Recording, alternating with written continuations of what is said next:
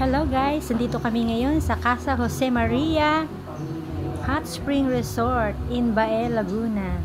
Ayan, oh, ang linis ng area, ang laki ng pool. And then may parking lot din sila. Ayan. Bali, apat to resort nila magkakatabi. So dito kami sa number 2. So ayan yung gate nila. Ito, yung sinakyan namin, nagati dito.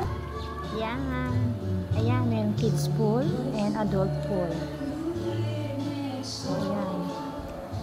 Yan yung dining area. So, yung room niya is 4.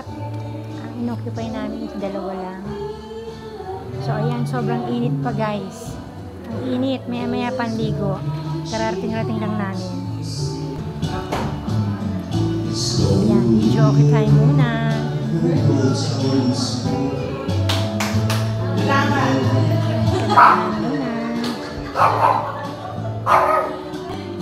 Ganda rito guys. Gusto nyo mag-resort, nasa page to.